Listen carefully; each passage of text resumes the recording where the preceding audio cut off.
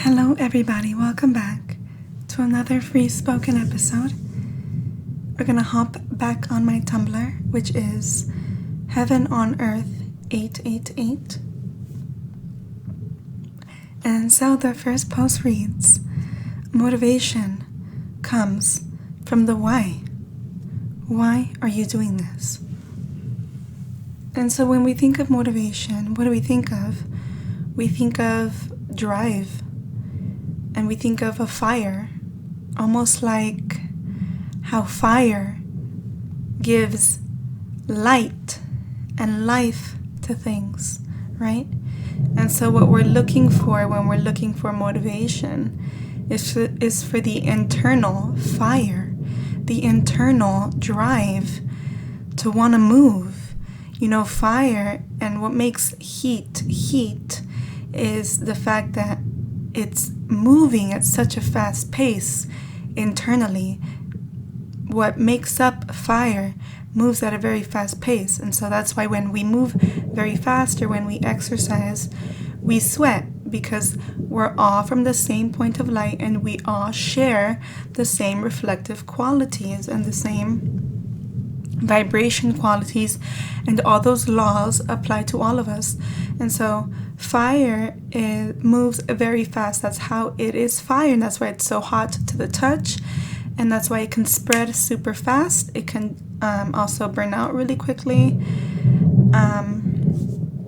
and it brings life and light to things. And yes, and so motivation, we're looking for internal fire. And so what makes your insides burn up? And so you might recognize this feeling or this sensation of your insides burning up, or your internal flame being lit or activated when you're around someone that you find attractive, or someone that you're romantically involved with, or someone that just makes you very excited. It could be anybody, really. Even like your celebrity crush or your best friend that you just love so much. It's just an excitement, which is again a fire. And so that's where you may recognize that internal fire, that internal flame. And so what we're trying to do is be able to create that internally out of our own will as a tool for whenever we need it. So why is this so important to be able to create this ourselves, this internal fire ourselves, rather than waiting for something external to happen or someone externally to exist or pass by or something, and then the fire comes? We want to be able to take matters into our own hands and be able to create our internal fire, our own selves, so it can sustain and last for infinity. It can be an infinitely lit and infinitely burning flame. Now, before I go on to say why it's so important, I just want a quick reminder how this is an exact mirror, a replica of the birth of creation, which is a single point of light, a single point of energy, a single point of what?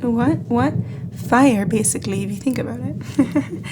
And so it's just all replicating what it is. And so, okay, why is it so important to be able to create the internal fire for ourselves?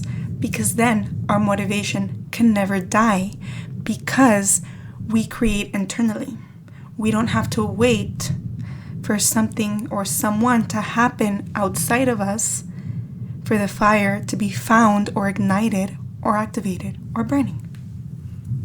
And so, for example, this episode, this podcast that I'm recording, it's very easy for me to say, well, I've recorded over 100. I can fall into a comfortable stagnancy now and slow down and maybe not give so much effort, not put so much information out there. And I had done that before, and I can easily continue that. But it gets to a point where I have to recognize, is that benefiting me the most? And is that leading me down my highest expansion route, my maximized potential? That route, that's what that's taking me? And I'm like, well, no, I think I should do more. But then I feel like, well, I just don't feel like it. I just don't want to. And it's like, okay, Carla, well, you don't want to, but you also want to. So what is it? Do you want to or do you not want to? I'm like, well, I just wish I had that fire, that desire and drive to do it, because it just feels so much better and good to do it that way, because otherwise I just have to force it and it just feels like such a drag. So, okay, so what you're missing, the missing ingredient is the internal flame, internal fire, internal motivation and drive. Got it. Gotcha. Okay, so this is how we're going to figure that out. Well, we're going to ask, why are you doing this in the first place? Why did you start this YouTube channel? Why? And I'm like, well, I did it so I can help, or I could just teach, not really help more. Honestly, I did it to teach the truth of enlightenment so we can all come to a rational, stable consensus of what the truth is and stem from there and create solution from there. Okay, and so when I say that and when I establish that for myself, I'm going to start getting kind of like interlinking thoughts that stem from the same river, or from the same stream or whatever, and they're all going to start to come together. So I'm going to start thinking of the children that I really want to help that are not being helped, or I think of my own drive and how this is also to see how far I can go and how great I can be and how far I can take it and how much of a change I can make. It's an internal praise as much as it is a desire to help outside. It's a interlink of relationships between myself and the external world, knowing that we're all one, right? And so as I'm coming to these realizations by answering these questions, when I ask myself, like, why are you doing this in the first place? I start to get motivated because I start to remember the reasons. And then it's much easier for me to be like, you know what? Yeah, I do want to do this. And I know it may sound very simple, and the truth is creation is that. Creation is very simple. It's like math. And math can be very simple, huh? And so why not just see it in that way? And sometimes it's just a proper reminder. We have this information within us that we understand and know, but we just don't have it at the forefront. And so this proper reminder will help you just in case you've been feeling stagnant. It's important to recognize as well that sometimes in order to help myself feel more motivated and ignited, I will think about things that obviously will drive my desires, like I've just said, but I'll turn on a heater in my room and I'll light a flame on a candle, and so I'll have the properties of fire surrounding me to affect my physical third dimensional body and third dimensional senses as well, to kind of also get me in that jumpstart mood. It does help. Think about it in a mathematical sense, and everything is mathematical. We are energetic beings, and so if I want to ignite an internal flame within me, warming my body up through an external presence or a heater, and seeing the flame through an external sense, my eyesight, will help me connect with my internal senses to be able to create the internal flame that I'm looking for. And then I finally reach it, and now I'm here recording this episode. And it just aligns beautifully. The point is not to fight yourself. The point is to say, look, what is the goal? The goal is to feel good, but I also have responsibility, and I have discipline, and I have consistency, and that those are all important positive traits, and so I need to be able to balance both. But the only way for me to do that is to not ignore the negative. If I don't feel like doing something, I have to be able to acknowledge that and say, well, I don't feel like doing it. Okay, well, what will make you feel like doing it? Well, what will make me feel like doing it is the flame. Okay, well, now that we have that solution, let's find the flame. We work with ourselves to solve our own issues rather than being like, I don't want to do it. And we fall deeper and deeper into that really, really hardcore feeling of I don't want to do it. And then we just feel angry, and it's like a buildup of energy in the wrong direction. And we could have built this energy up and towards a relaxation, igniting fire that we built within us to motivate us. We accidentally give it off externally out of anger, out of frustration, because we're not working with ourselves. We're not allowing a clear flow of thought and conversation and energy. We're fighting it. And so we get negative results. Does that make sense? I hope that makes sense. In sum, the message is always the same. The electrical current must be flowing for successful results. We are electrical beings entirely. Everything is energy. Everything. We stem from a single point of light, a single point of energy. which has reflected upon itself infinitely. So we're just energetic beings undergoing and operating under the properties of reflective mirroring, of replicating vibrations, right? And so those are what we operate under. And so it's important to understand that currents need to flow. And when you put a stop to the flow of the current, there's a stagnancy, and then there's a problem, and we feel a buildup of energy, almost like a dam. When you have water and you have a dam holding all the water back, it becomes a large pressure. When you remove the dam, it bursts all over because it builds. And so just remember, we're energetic beings, and so we need to treat ourselves as such and see our mind and our mental conversations as electrical currents, and work our way through our electrical currents or mental conversations into feeling good. Find out what we need it is to feel good, and then create that sensation internally, because 10 out of 10 times what you desire is a sensation. 11 out of 10 times that sensation will reflect sensations of relief, of relaxation, of pleasure, of feeling good, of gratitude, those kinds of things. And so it's important to know that that's the goal, and we're gonna calmly and in a relaxing, safe manner flow our way with our mental conversations to there. My next post reads, it's an emotions versus mind game, and that kind of goes along with what I was just speaking of. We have to be able to honor our emotions and acknowledge how we feel, while understanding that they are not the operant deciders. They're not the operant powers, the operant influencers. No. Our mind is. Our own consciousness is. It's almost like when you have a child. The emotion here is the child, and the mind is the parent. And as much as the mind, the parent, loves the child or the emotion, we have to realize who's really in charge here. I'm going to let you be free, and I'm going to let you express yourself, but I'm in charge here. And when I say enough is enough, and you need to listen to me, because I'm the parent, I'm the adult, and you're the child. And here the emotions are the child. And so we have to respect, honor, acknowledge, express, let loose our emotions, but also ensure our mind is logical, rational, strategic, and wise enough to know when to put a stop and to realign ourselves. For example, getting into a comfortable stagnancy. It's up to our mind and our parental concepts of ourselves to say, hey, you know what? You've rested long enough, and I totally agree you needed to rest. You did the right thing. You are doing the right thing as we speak. But as of right now, the rest is over, and we need to get back to work.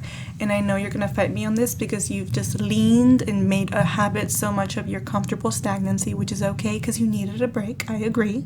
We all agree. But we need to start shifting that.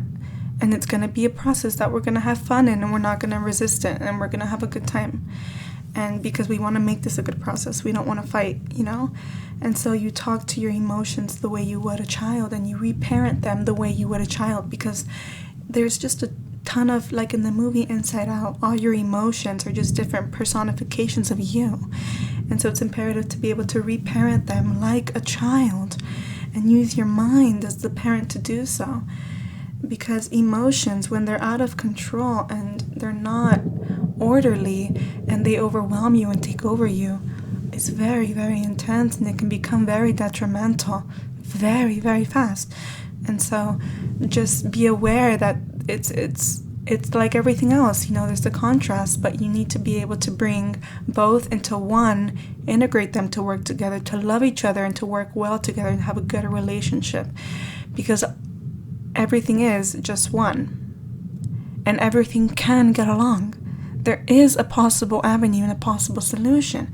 Don't you dare tell me there isn't, because mathematically there has to be one, and so there is one.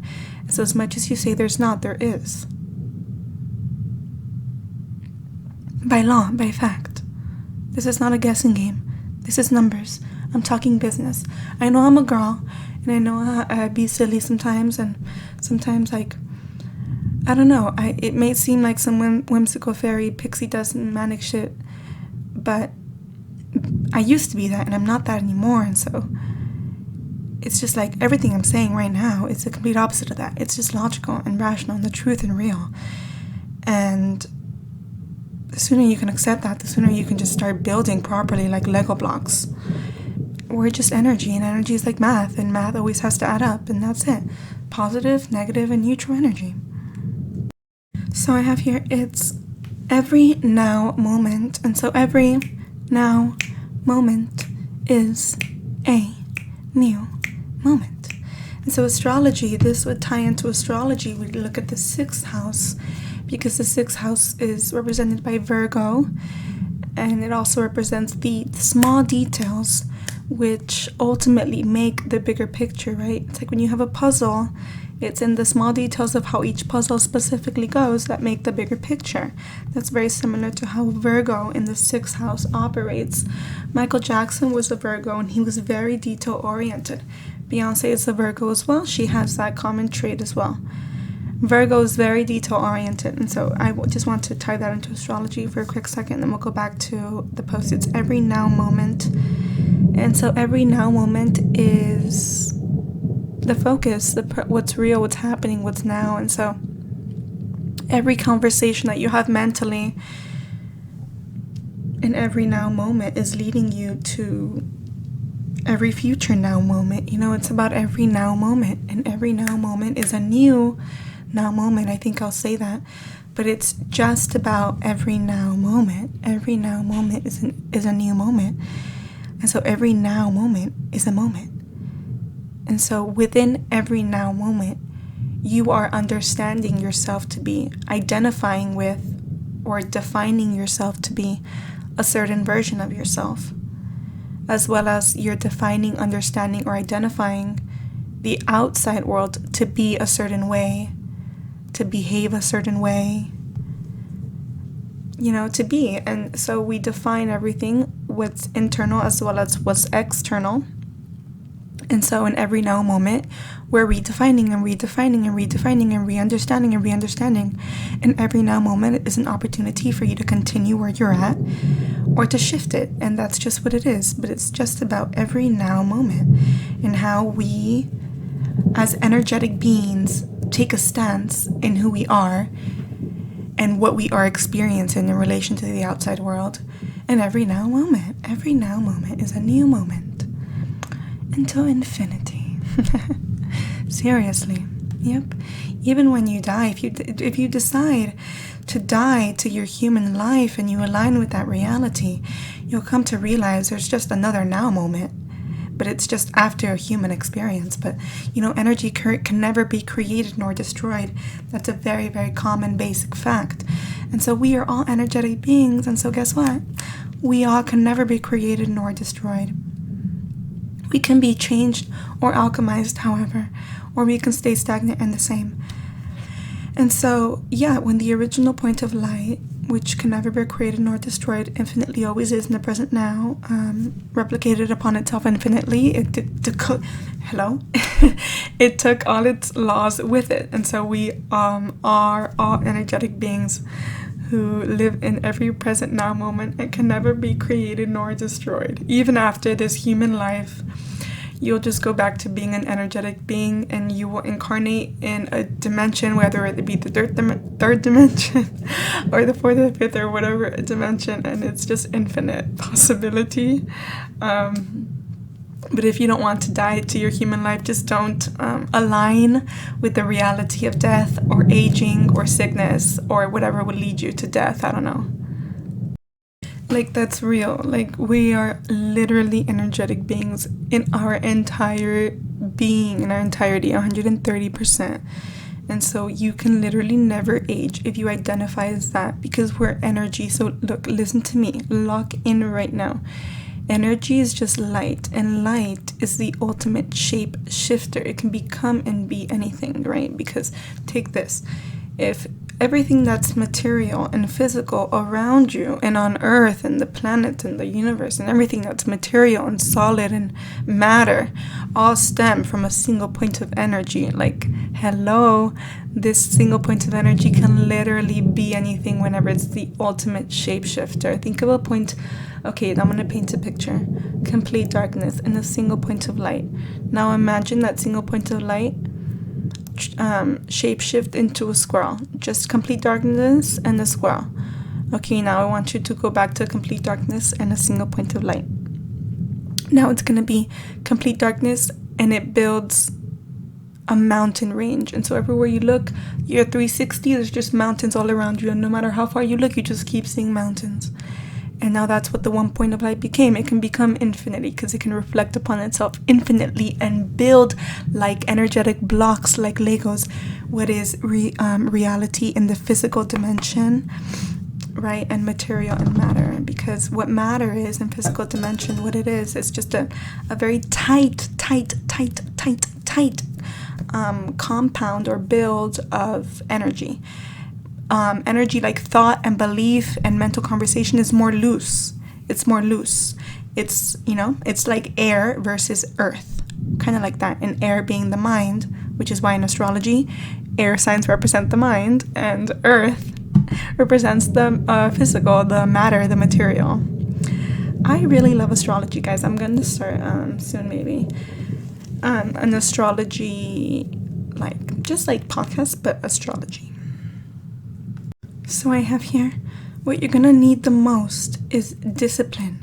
So really that is what it is. And shout out to Michael Jackson, and we're talking about Virgo and 6th house energy right now, because teaches you discipline. The 6th house really represents as well the human body, the idea of having to work out every single day, the idea of eating good 3 times a day every single day, the idea of consistency over time in the small details throughout the days, and discipline, right? That's what Virgo stands for, how the small picture creates the big one. And so how working out every day and eating well every day over the course of 6 months will create the big picture of your outcome or result, right? And so what we're going to need the most is discipline with the mind. And I really had to clock in and grow up, because for that most of my life what I lacked was discipline, in the sense that I didn't have motivation, so I didn't give a shit.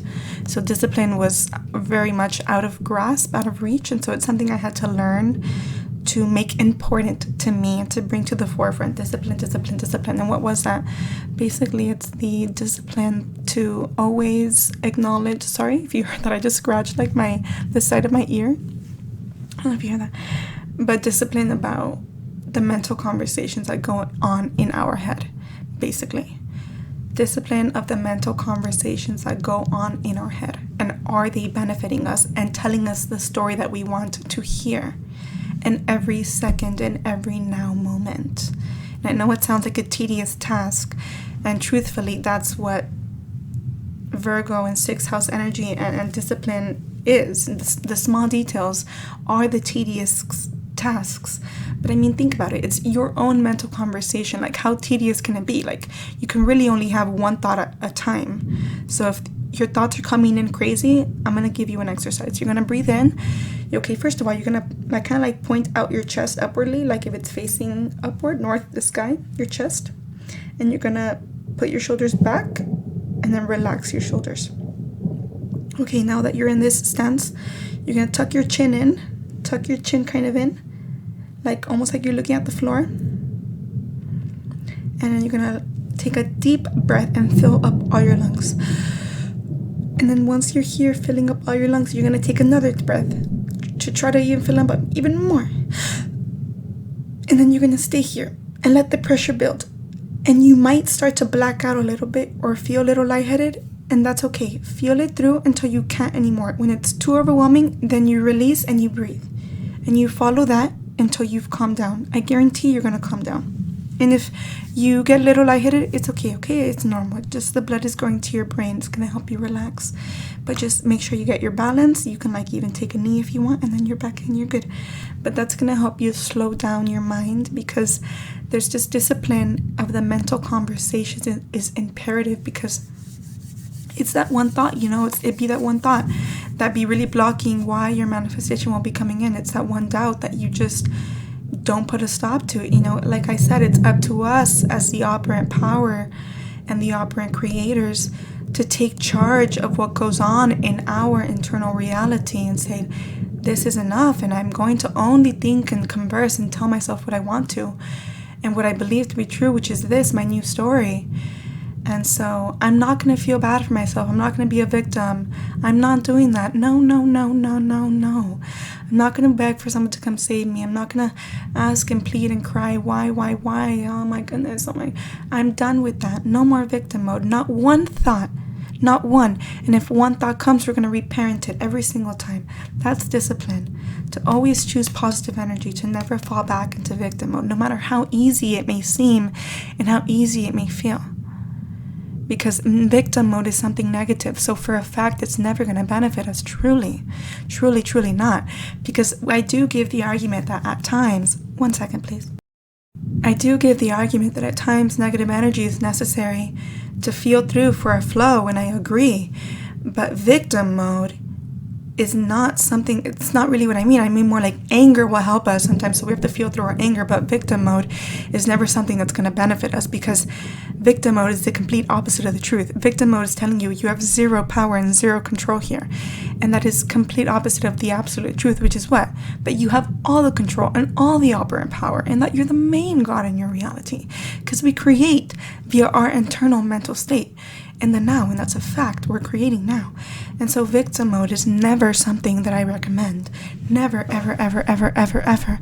So if you ever catch yourself into falling into victim mode, catch yourself and stop. Say, no, Carla, this won't benefit us at all. Strength is much better. Strength. Feel your strength and admire your courage and your strength and your ability to rise. Focus on what's real, your strength. So much discipline, so much so with the mind that, let's say you're aiming to manifest a better financial life, you just forget completely even about the money or the finances, because you're just so focused on making sure every single mental conversation you have aligns with what the truth that you want to live in. So you stop even thinking about the money, because your focus is just entirely on clocking yourself in your own mental conversations. When the subject of money comes up, you're like, I won't let one victim mode thought slide, not one mental conversation that identifies me with being broke slide, not one. Every single one identifies with me being wealthy and abundant and great, and a great relationship with money. I'm always getting money from strangers, from people that are not strangers, from business, from everywhere, from infinite sources. I'm always getting, even if it sounds redonkulous, you're like, no, because I won't allow one negative thought, not one. And you know what? Keep it up, because that redonkulousness is what's going to get you everywhere, because you're going to start to realize we are all just energetic beings. And energy reflects and is and becomes what it is aligned to. And so if you want to align to being financially abundant, you need to only have financially abundant thoughts and energies and frequencies. And so you don't even let one negative one slide. Because you know what you want, and you know who you are, and you know how energy operates, and you understand we're all entirely energetic beings. I'm not a human being, guys. I'm an energetic being, okay? And so I know by law, mathematically, factually, if I want a financial abundant life, the way to get there is to not allow one mental conversation or thought about me being limited in finances to slide or to pass. And I'm going to purposefully and with intent replay mental conversations and imaginary scenes which validate my financial abundance. And I'm going to get up just randomly and I'm going to say,